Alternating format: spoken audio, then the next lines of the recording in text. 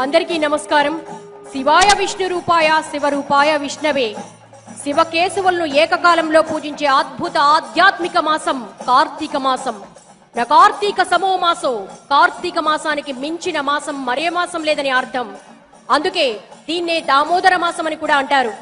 మరి ఈ కార్తీక మాస సాయం సంధ్య వేళలో విశ్వ కళ్యాణాన్ని కాంక్షిస్తూ చేపట్టినటువంటి ఈ మహా దీప యజ్ఞానికి విచ్చేసిన మా ప్రియ భక్త బంధువులందరికీ కూడా స్వాగతం, సుస్వాగతం.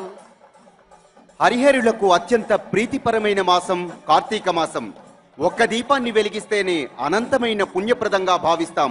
అటువంటిది ఈ కైలాస ప్రాంగణంలో ఒక్క దీపాన్ని వెలిగించినా కోటి దీపాలు వెలిగించిన పుణ్య ఫలం దక్కుతుంది. ఇంతటి అపూర్వ వేడుకల్లో ఈనాటి కార్యక్రమంలో భాగంగా భక్తులను అనుగ్రహించేందుకు మరి కాసేపట్లో విచ్చేస్తున్నారు ఆధ్యాత్మిక పునర్జాగృతితో వైష్ణవ ధర్మ పరిరక్షణకు నడుం కట్టిన పరమహంస పరివ్రాజకులు శ్రీ త్రిదండి శ్రీమన్నారాయణ చిన్నజీయర్ స్వామి వారు. అలానే విజయదుర్గ పీఠాధీశ్వరులు శ్రీ వెదురుపాకగాడ్ గారు, మహామండలేశ్వర్ శ్రీ ప్రజ్ఞానంద మహారాజ్ గారు విచ్చేస్తున్నారు. ఇక ఈనాటి కార్యక్రమంలో భాగంగా సర్వాభీష్టాలను నెరవేర్చి సుఖశాంతులను సిద్ధింపచేసే శ్రీ సత్యనారాయణ స్వామి పూజ జరగనుంది. అంతేకాదు ఈ శుభ కార్తీక మాసాన ఈ వేదికపై నేడు సత్యనారాయణ స్వామి, అనంతలక్ష్మి అమ్మవార్ల కళ్యాణ మహోత్సవాన్ని తిలకించే భాగ్యం కూడా మనకు కలగనుంది. ఇక ఈనాటి కార్యక్రమంలో కార్తీక మాస వైభవం గురించి బ్రహ్మశ్రీ మాడుగుల నాగఫణి శర్మ గారి ప్రవచనామృతాన్ని కూడా మనం ఆస్వాదించనున్నాం. వీటితో పాటు నటరాజమూర్తికి నృత్య సమర్పణగా అనేక సాంస్కృతిక ప్రదర్శనలు కూడా ఉంటాయి. ఇక ప్రదోషకాల వేళ ఈ కైలాస ప్రాంగణంలో సర్వేశ్వరుణ్ణి వేద మంత్రోచ్చారణలతో అర్చించాల్సిందిగా హైదరాబాద్కు చెందిన శ్రీ అలివేలు మంగయ్య చారిటబుల్ ట్రస్ట్ పాఠశాల విద్యార్థులను కోరుతున్నాం.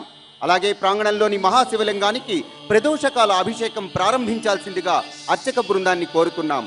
వేద పఠనం.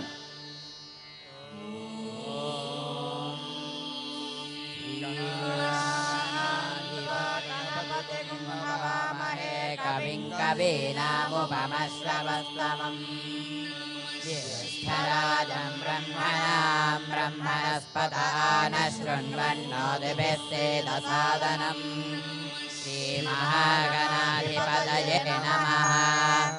ప్రణో దేవీ సరస్వతీ వాజేభిర్వాజినీపదే ధేనామభిత్రియవదో శ్రీమహాసరస్వత్యై నమః.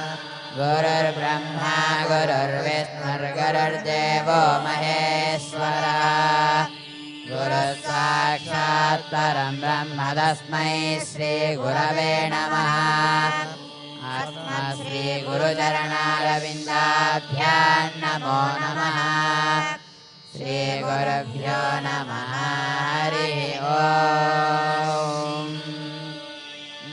రూపేణ మచ్చేతం భంగే కృతమభూత్యయా కింకరీయస్య సామాయా శంకరాచార్యమాశ్రయే. ప్రహ్లాదవరదో దేవో యో నృసింహః పరో హరిః. నృసింహోపాసకం నిత్యంతం నృసింహగురుం భజే. శ్రీ సచ్చిదానంద శివాభినవ్య నృసింహ భారత్య విధాన్యతీంద్రాన్ విద్యానిధీన్ మంత్రనిధీన్ సుఖాత్మనిష్టాన్ భజే మానవ శంభురూపాన్. సదాత్మధ్యాన నిరతం విజయేభ్యః పరాన్ముఖం. నౌమి శాస్త్రేణ నిష్ణాతం చంద్రశేఖర భారతీం. వివేకినం మహాప్రజ్ఞం ధైర్యోధార్యక్షమానిధిం. సదాభినవపూర్వంతం విద్యాతీర్థగురుం భజే. అజ్ఞానాంజాహ్నవేతీర్థం విద్యాతీర్థం వివేకినాం. సర్వేషాం సుఖదం తీర్థం భారతీ తీర్థమాశ్రయే. భారతీ కరుణాపాత్రం భారతీ పదభూషణం భారతీ పదమారూఢం భారతీ తీర్థమాశ్రయే.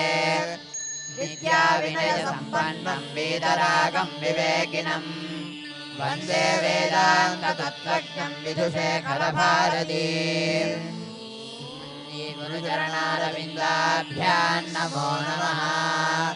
श्रीगुरुभ्यो नमः हरिः ॐ प्रणो देवी सरस्वती वाजेभिर्वाजिनीपदी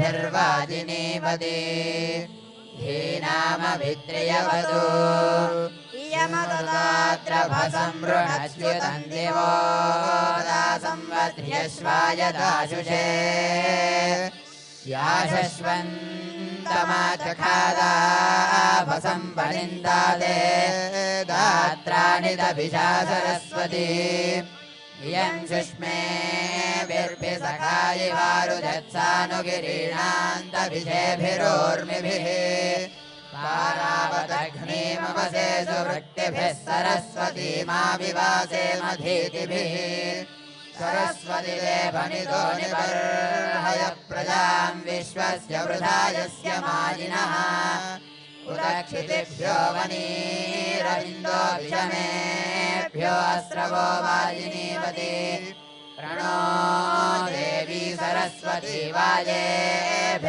वाजेभिर्वाजिनीवती श्रीनामभित्र्यवतो यस्त्वा देवी सरस्वत्युपब्रूते धने हिते इन्द्रन्नवृत्रदूर्ये वन्दे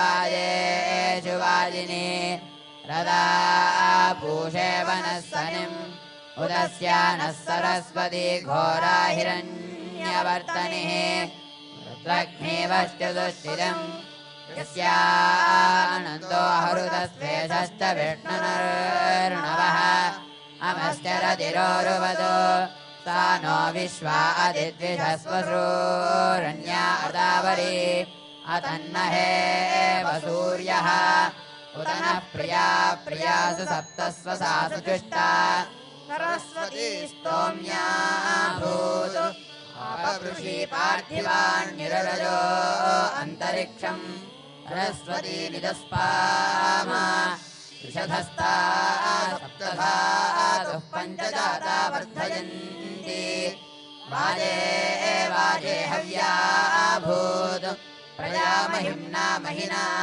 सुचेकिते द्युम्नेभिरन्या अवसामपस्तमा रथैव बृहति विघ्मने कृतोपस्तुत्या चिकितुषा सरस्वती सरस्वत्यभिनो ने शिवस्योमापस्परेः पयसा मान आधको जुषस्वनः सख्या वेश्या जमात्वक्षेत्राण्यरणानि गन्मा जातवेदसे सुनव